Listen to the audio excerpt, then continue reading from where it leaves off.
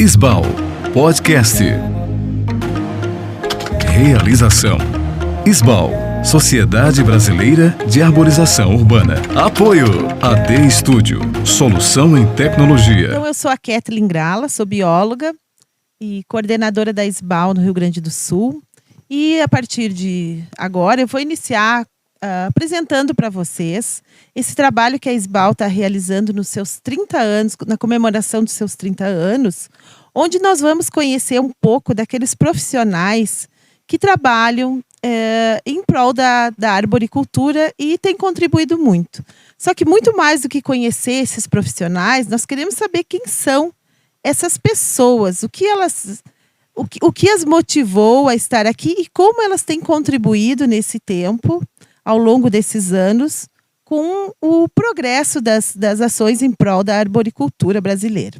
Então, para iniciar esse trabalho, esse bate-papo, nós vamos conversar hoje com o engenheiro agrônomo Pedro Mendes Castro.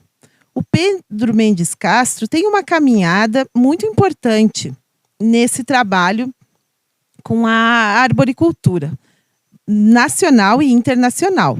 E ele vai contar para nós um pouco da sua trajetória. Então, Pedro, quem é o Pedro Mendes Castro, aquele apaixonado por árvores? O Pedro Mendes Castro é um apaixonado por árvores, mas essa paixão não surgiu da noite para o dia. Eu nasci em Belo Horizonte, eu cresci em Belo Horizonte, eu me criei naquela cidade, uma cidade que eu gosto muito. E a minha vida foi uma vida normal de uma pessoa de cidade. Árvore na minha infância significava brincadeira. Eu cresci a minha infância na década de 60, foi num bairro muito tranquilo de Belo Horizonte, muito bem arborizado. E a minha vida era ir para a escola à tarde, fazer o dever de manhã, acabava de fazer o dever, ia para a rua brincar, e na árvore tinha rua, ou na rua tinha árvore. Nós brincávamos na rua, a vida era muito segura nas cidades. E subíamos nas árvores, brincava de subir em árvore, mas inocentemente, como toda criança é inocente. E eu cresci também em Belo Horizonte, estudei lá, e na minha adolescência eu li um livro que me impressionou muito. Chama-se Geografia da Fome, de um geógrafo brasileiro chamado Josué de Castro. Ele dava umas informações estatísticas, distribuição de pessoas com fome no mundo, no Brasil. E a fome é uma coisa, é uma situação muito perversa. A fome acaba com qualquer integridade moral, com qualquer sentimento bom do ser humano. E isso me ajudou muito a decidir por cursar agronomia quando eu fizesse vestibular. E realmente fui decidido. Eu fiz um vestibular na minha vida, em 1977, na Universidade Federal de Viçosa, para agronomia.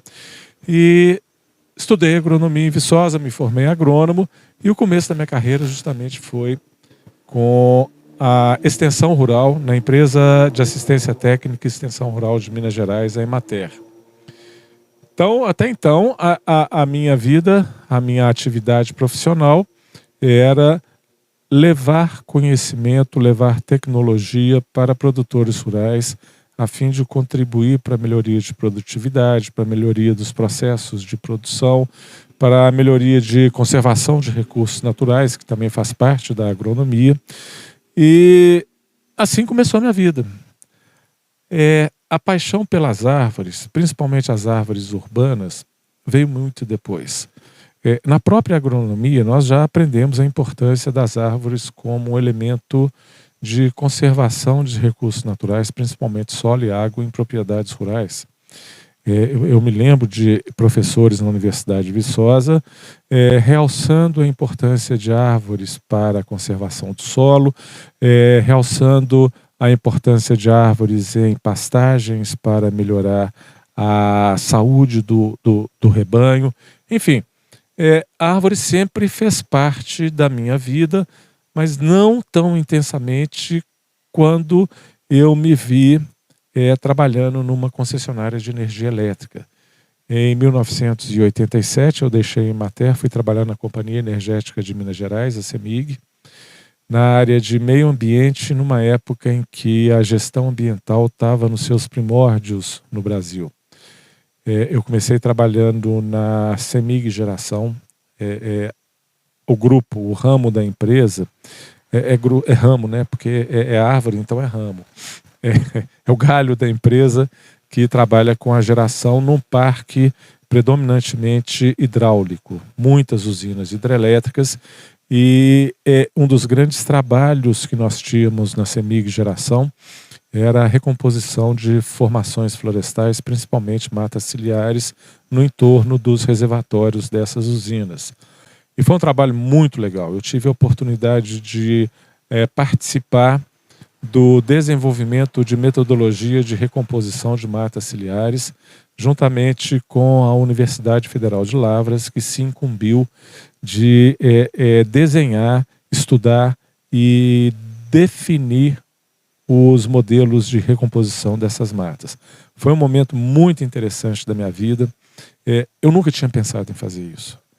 A minha vida acadêmica toda foi pautada pela produção de alimentos e de uma hora para outra eu estava, não vou dizer plantando, mas cultivando árvores em beira de reservatório. Foi um desafio para ti, então, entrar nessa nova linha de trabalho? Muito. Foi muito desafiador. Eu não tinha estudado nada disso na escola. Ninguém tinha estudado nada disso na escola. Essa área de atuação ainda era muito incipiente, pouco se conhecia, pouco se dominava da tecnologia de recomposição dessas matas, e nós apanhamos muito. Não foi uma atividade só de sucesso, não. Nós cometemos erros, nós erramos, nós perdemos, mas eu te digo que em meados da década de 90, a CEMIG já dominava muito essa tecnologia, essa metodologia, e já promovia programas de recomposição de mata ciliar nos reservatórios das principais usinas hidrelétricas. Então isso foi muito legal, muito interessante. E tu acha que o fato de ter a CEMIG, a empresa, ter uma pessoa com um perfil de alguém comprometido e com uma visão sensível para esse tema, isso pode ter sido um diferencial no trabalho também? Olha, sinceramente, a equipe toda, não era uma equipe muito grande, mas todos eram muito comprometidos, eram muito sérios e se empenhavam muito em fazer o trabalho da melhor maneira possível, em contribuir para os resultados da empresa, em contribuir para o sucesso da empresa, que também significava para nós um sucesso pessoal. Se a empresa alcançasse os objetivos, é sinal de que nós tínhamos feito o trabalho direito, né? Isso é tranquilo. Mas, com certeza, esse trabalho de recomposição de matas ciliares foi muito importante, foi decisivo no desenvolvimento não apenas dessa admiração, mas dessa paixão por árvores. E mais do que recompor matas ciliares, nós coletávamos sementes, beneficiávamos sementes, produzíamos as mudas, plantávamos as mudas, cultivávamos, era preciso de fazer os tratos culturais da... Foi um grande programa e muito completo, então, de início a fim. Foi muito interessante. Nós começamos no Alto Rio Grande, nos reservatórios das usinas hidrelétricas de Tutinga e Camargos, depois estendemos esse trabalho para a usina hidrelétrica de Volta Grande, no Baixo Rio Grande, e depois fomos implantando esse programa em outras bacias hidrográficas do estado, sempre variando um pouco a composição florística dos povoamentos em virtude da fitofisionomia das bacias onde nós trabalhávamos. Foi muito legal, foi muito interessante. E eu permaneci na CEMIG Geração até 1999. Foram 12 anos que eu trabalhei com a CEMIG Geração, e nesse intervalo de tempo de 12 anos eu tive algum contato com a arboricultura. Apesar de eu trabalhar mais na CEMIG Geração, a gerência onde eu trabalhava também ajudava a CEMIG Distribuição em sua interface com questões ambientais, com aspectos ambientais da distribuição de energia elétrica. E a principal interface de uma distribuidora de energia com o ambiente é o manejo de vegetação, seja em meio rural, seja em meio urbano. Então eu comecei a ter contato aos poucos com a CEMIG Distribuição, e em 1999 eu fui convidado para me transferir definitivamente para a CEMIG Distribuição, justamente para desenvolver e incrementar esse trabalho de manejo de vegetação, principalmente a arborização urbana. Então, em 99, eu me transferi, a convite do então diretor, o engenheiro eletricista Luiz de Vasconcelos. O Luiz me deu muito apoio, era um profissional com uma visão muito ampla do que é a arboricultura, da importância das árvores, da importância da gestão ambiental em todas as concessionárias de energia elétrica, e ele me deu muita força. Além disso, eu tive muito apoio do então superintendente corporativo de meio ambiente, o engenheiro sanitarista Luiz Augusto Barcelos de Almeida. O Luiz Augusto também me deu muito apoio, e nós começamos um programa de arborização urbana na CEMIG Distribuição, com o apoio do professor Rudi Arno Zaitz, da Universidade Federal do Paraná.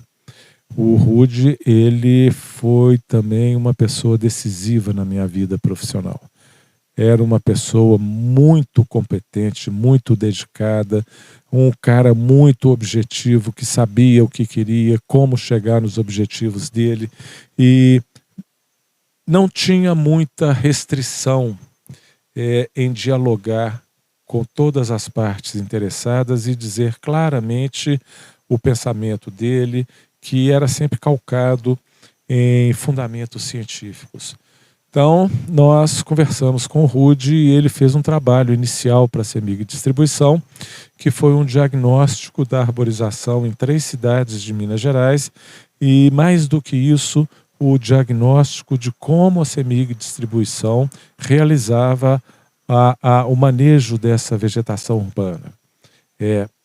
E era um pouco, o relatório dele foi muito contundente, e ele apontou falhas gritantes nos nossos processos de manejo de vegetação, fez recomendações muito contundentes e recomendações que sugeriam ou que diziam claramente que a empresa deveria mudar radicalmente a forma como tratava das árvores. E isso me ajudou muito a ver as árvores de outra forma. Deve ter sido um grande desafio, porque as concessionárias de energia são sempre uma ponta de muito conflito na questão da arborização, né? Então, enfrentar esse desafio de ter que fazer esse manejo, né? Conforme tu disse, pelos apontamentos que levou esse trabalho, deve ter sido algo realmente desafiador. Como foi essa experiência para ti? Foram diversos desafios. O primeiro desafio é um desafio técnico, de mudar a forma como nós conduzíamos as árvores junto ao sistema elétrico da empresa. O que nós fazíamos antes do relatório do Rudi é a prática do destopo. Cortar as árvores numa determinada altura, independentemente do local em que se executava esse corte, se era onde a árvore estava preparada para perder galhos ou não. Isso não é só a CEMIG, não. Administrações municipais em Minas Gerais até hoje fazem isso.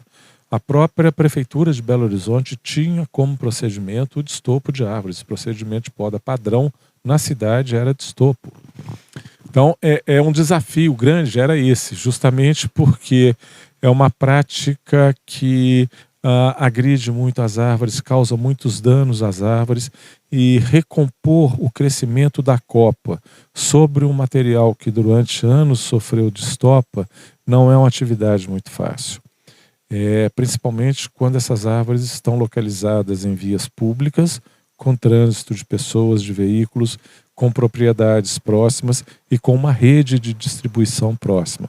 Então, tecnicamente, foi um trabalho desafiador que levou alguns anos. Quer dizer, nós alteramos esse procedimento de poda no ano 2000.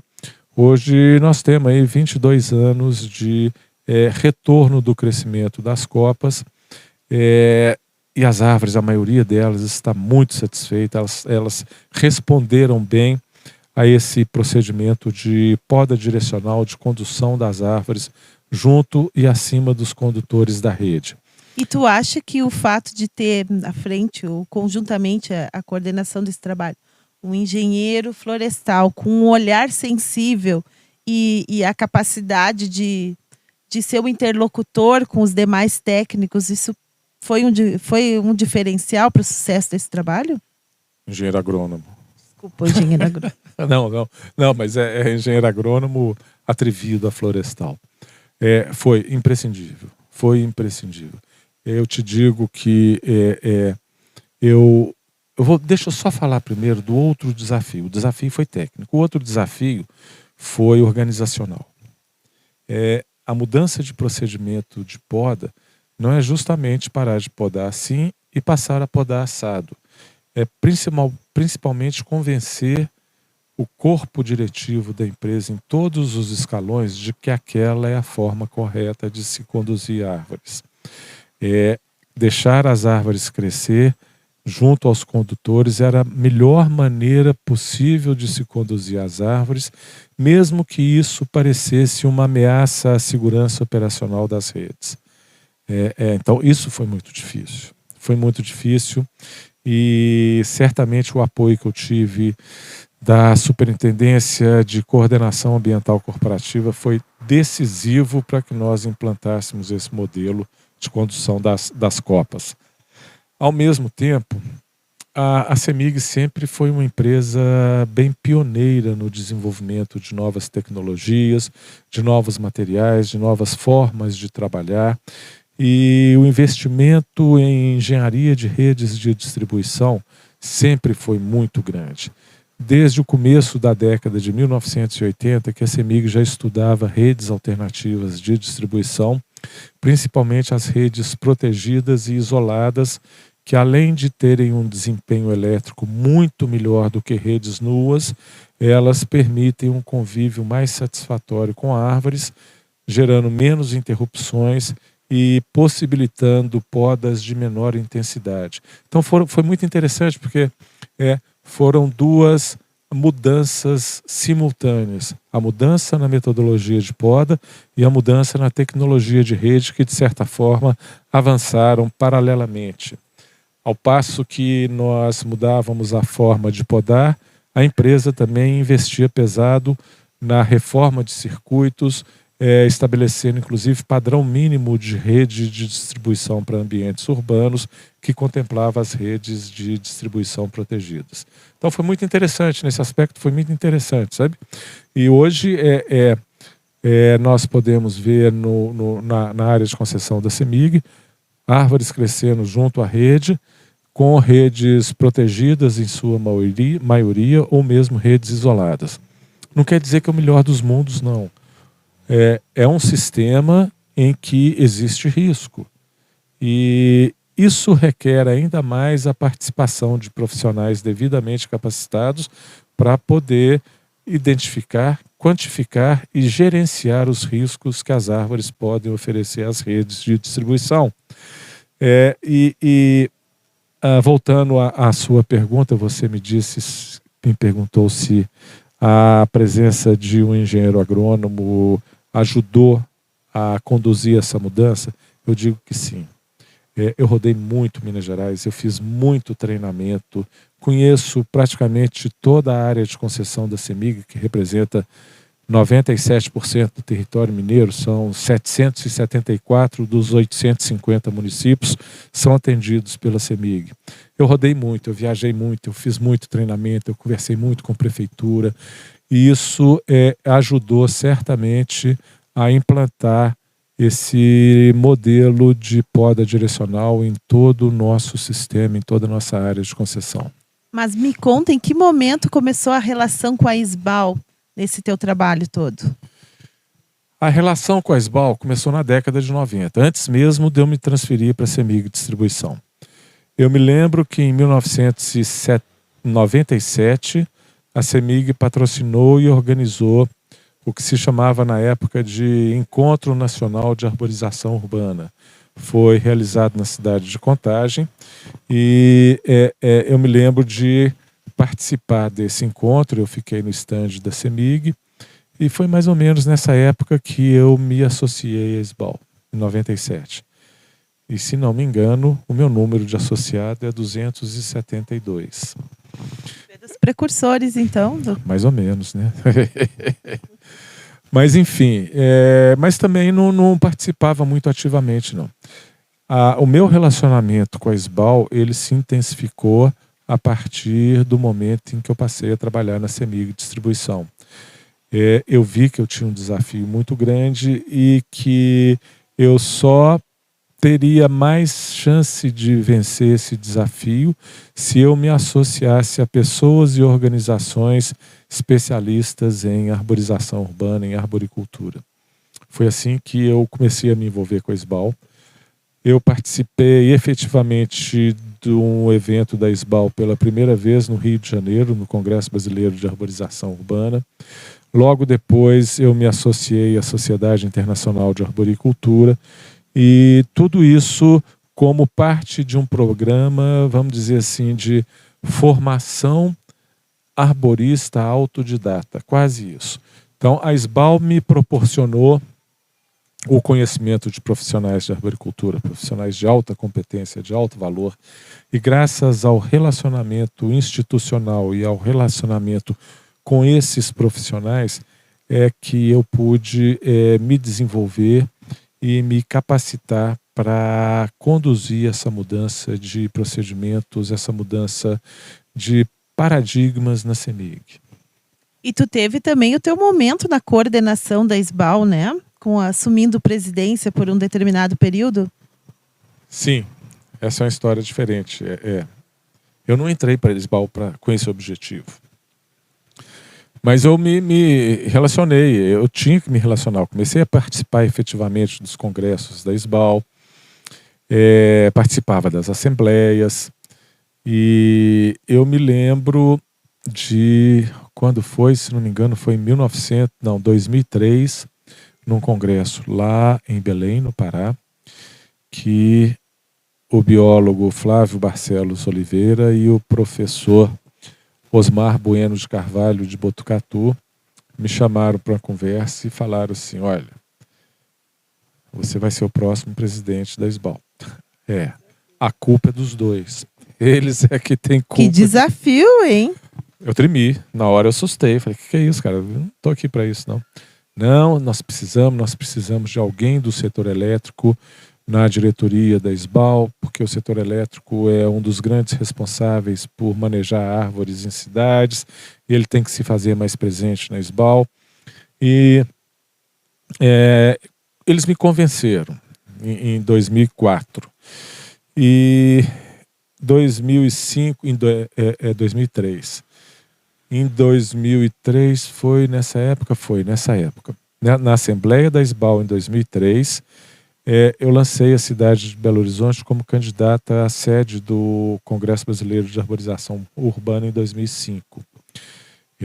Mas eu lancei com o respaldo da CEMIG. Antes de apresentar essa proposta, eu conversei com meus superiores que bancaram a ideia e falaram: isso é bom para a CEMIG, é bom para Belo Horizonte, vamos fazer um bom congresso. E assim foi. A empresa depois, no fim de 2003, a CEMIG reiterou esse pedido, dizendo que garantiria recursos para a realização do evento. E nós fizemos um bom congresso em 2005, foi um congresso muito interessante, muito legal. E nesse congresso eu fui escolhido pela Assembleia para presidir a organização entre 2006 e 2007. E em 2007, no Congresso de Vitória, nós lançamos nossa candidatura novamente e ficamos de 2008 até 2009. Então, foram 4 anos na diretoria da SBAL, eu como presidente, o Jeremy Chance como vice-presidente, e a diretoria ainda contava com o Ednilson dos Santos, a arquiteta Bitiar, da Prefeitura de Betim, o Marcos Menezes, colega da CEMIG em Governador Valadares, e a engenheira agrônoma Marina Portugal, do Jardim Botânico de Belo Horizonte. Então era uma chapa quase que 100% mineira, só não era mineira por causa do Jeremy. Jeremy era um paisagista, um profissional extremamente competente. que tinha um bom trânsito, um bom relacionamento no Brasil devido a laços matrimoniais. Ele era casado com uma brasileira. E o Jeremy sempre deu muito apoio para a SBAL também. Ele fazia a ligação entre a Sociedade Internacional de Arboricultura e a Sociedade Brasileira de Arborização Urbana. Ele era muito bem relacionado, principalmente com o então diretor executivo da ISA, que era o Jim Sciarra, e o Jim olhava para o Brasil com um carinho muito grande. Afinal, um país enorme como o nosso, com uma população gigantesca, com 5 mil municípios, quer dizer, é um campo fértil para se desenvolver a arboricultura, né? E foi nesse momento, então, que a SBAL acabou tomando as proporções internacionais? Não foi por minha causa, não. Outros dirigentes da SBAL mantiveram um bom relacionamento com a ISA também. Outros profissionais dos Estados Unidos já tinham participado de eventos da SBAL.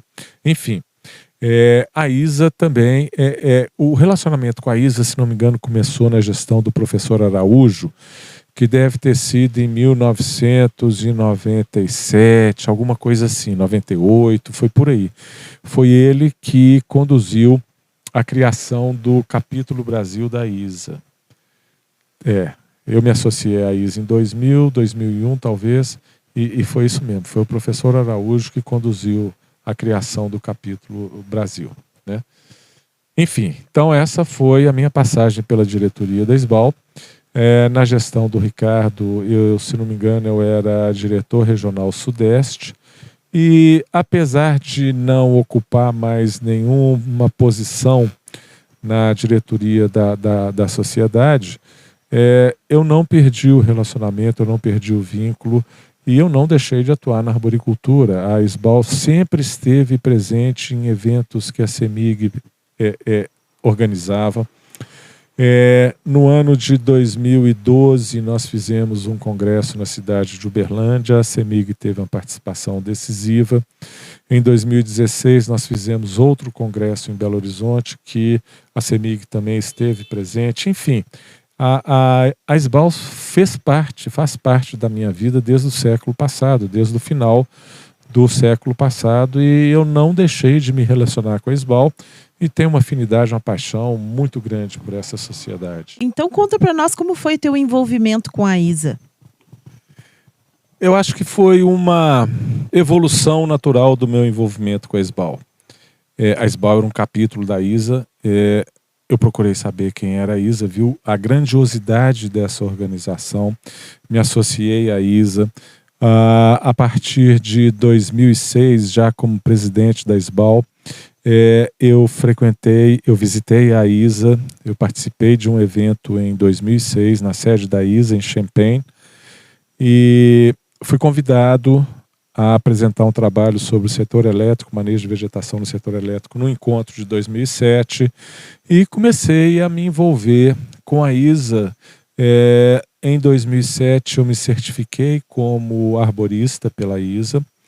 E, além disso, foi entre 2008 e 2009 que eu traduzi o banco de perguntas do exame de certificação para o português. Então, a partir de 2009, a ISA começou a oferecer o exame de certificação em português, o que facilitou bastante para profissionais brasileiros se envolverem com a ISA e se certificarem também. A barreira da língua ficou um pouco menor. Nós não tínhamos muito material em português, mas pelo menos a prova era em português e já permitiu um acesso mais fácil. Com essa tradução, a ISA me convidou para participar do comitê do exame, que é o grupo de profissionais que revisa e elabora as perguntas dos exames de certificação. Eu fui bastante lá, participei bastante desse comitê.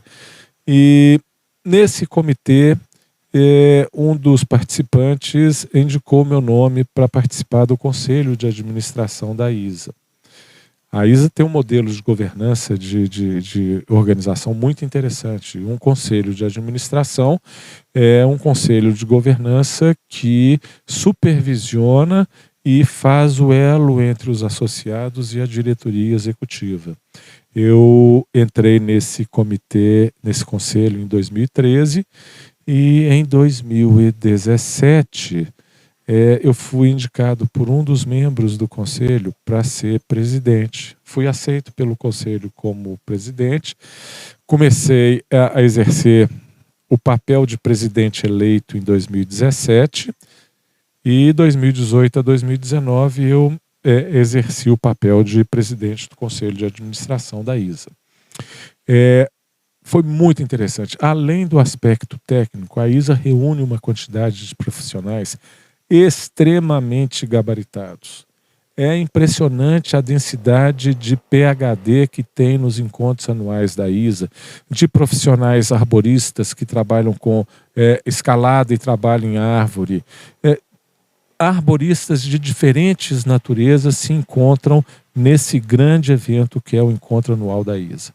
É sensacional. Então, a oportunidade de aprendizado foi gigantesca. Gigantesca. Eu aprendi muito nesses seis anos que eu tive envolvimento com o Conselho, além de aprender muito também um modelo de governança que eu acho que é aplicável a diferentes organizações, inclusive a SBAL. Então foi um aprendizado fantástico. Foi assim, um momento, eu diria que foi o ápice da minha vida profissional. Foi muito legal. Conheci muita gente, aprendi muito e aprendi muito de diferentes ramos do conhecimento, o que completou muito a minha formação profissional. Pedro, mas conta para nós, assim, para quem não sabe nada a respeito, o que é a ISA? A ISA é a maior organização mundial de profissionais de arboricultura. É uma organização fundada em 1924 nos Estados Unidos, vai completar 100 anos daqui a 2 anos. E ela reúne hoje cerca de 26 mil associados no mundo inteiro, a maioria na América do Norte, mas tem capítulos, são, se não me engano, 25 capítulos em diferentes países dos diferentes continentes. E é uma organização voltada para promover a capacitação profissional, o conhecimento científico e tecnológico sobre manejo de árvores e principalmente para divulgar o valor das árvores para a sociedade. É uma organização fantástica que oferece inúmeras oportunidades de aprimoramento profissional, tem um programa de certificação sensacional. Eu aprendi muito. Quando eu me certifiquei como arborista pela ISA, mais do que um certificado ou de ter uma camisa dessa, eu ganhei conhecimento. O processo de estudar para fazer o exame de certificação me permitiu aprender muito sobre a árvore, muito. Então, é uma organização que acredito que todo associado da SBAL deveria se associar também à ISA e fazer parte desse movimento internacional de valorização das árvores. Então, a ISA é, digamos, o que faz o nivelamento mundial do que se trabalha em termos de arborização. Sim, é principalmente uma organização que se encontra presente nos 5 continentes. Existem outras organizações de arboricultura pelo mundo afora, muitas delas nacionais, e a ISA trabalha com praticamente todas elas, seja na forma de capítulo, seja na forma de relação. Por exemplo, a ISA tem um relacionamento muito forte com o Conselho de Arboricultura Europeu. Existe uma afinidade muito grande entre as duas organizações. Enfim, a sociedade de arboricultura mais reconhecida no mundo. Pedro, e nós não podemos fazer essa conversa sem fazer uma referência a uma pessoa tão importante que foi Maria do Carmo Sanchotene, né? Que é um ícone no tema da arborização. Conta para nós a tua relação com a Maria do Carmo e o que ela significou para todos nós. Eu conheci Maria do Carmo logo que eu comecei a me envolver com a SBAL no começo desse século, ano 2000. A Maria do Carmo tinha a capacidade de incentivar pessoas, de estimular as pessoas, de mostrar caminho para pessoas no mundo da arboricultura, no mundo SBAL, vamos dizer também. Ela tinha uma capacidade de liderança incrível e a grande virtude dos líderes é formar líderes. E ela sabia fazer isso. Ela estimulava muitas pessoas, reconhecia o valor das pessoas e, mais do que isso, a paixão que ela tinha pelas árvores contagiava todo mundo. E me contagiou também. Foi uma das grandes incentivadoras que eu tive na vida e a convivência com ela trouxe não apenas ganhos profissionais, mas trouxe uma valorização pessoal como gente, como ser humano. Ela era fantástica. Eu tive a imensa e grata oportunidade de ter convivido com ela por quase 20 anos. Isso me fez muito bem. Ela foi uma pessoa maravilhosa, sensacional. Então eu quero que tu conte para nós, então, o legado, então, né? O teu legado como um profissional que se dedicou uma vida toda à questão da arborização, na retrospectiva que tu faz da tua vida, o que isso teve de importância para ti, o que tu acha que tu conseguiu consolidar com o teu trabalho e essa relação com a SBAL. Olha, um legado que eu deixei que eu acho importantíssimo é ter atuado decisivamente na mudança de percepção dos colegas da CEMIG quanto à árvore. Hoje a CEMIG Distribuição enxerga a árvore como parte do sistema elétrico. Isso é impressionante. Os profissionais, os gerentes, superintendentes, eles estão cientes de que a árvore é importante para a comunidade da mesma forma que a energia elétrica também é fundamental para o funcionamento das cidades. Eu acho que esse foi o maior legado. Mudar a cabeça dessas pessoas que deixaram de enxergar a árvore como inimiga e passaram a enxergar a árvore como mais um elemento da comunidade onde nós atuamos, das comunidades onde nós atuamos, onde a empresa atua, né? Esse foi um grande legado. Uma outra questão que eu vejo se repetir continuamente, e eu vi isso hoje aqui em Garanhuns. Nós estávamos ali assistindo a demonstração do Sidney e uma mocinha me procurou, ela se chama Isabel, é lá de Natal, falou: eu conheci o senhor lá em João Pessoa, no congresso, conversei muito com o senhor e o senhor me estimulou muito a adotar a carreira da arborização urbana, e eu gostei e estou investindo em arborização urbana. Então esse é outro legado, é atrair pessoas para a carreira de arboricultura.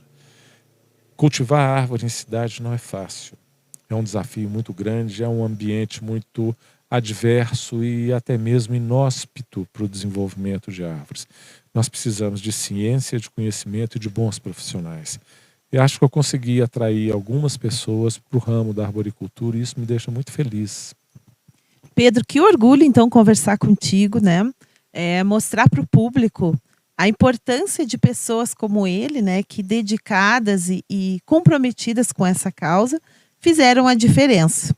E com certeza a SBAL tem muito orgulho de ter um associado como tu, que tem contribuído tanto e que tem sido um exemplo, assim como tu relatou, né, que trouxe mais pessoas a se envolverem com isso e fazerem a diferença. Então, Pedro, muito obrigado por esse teu relato.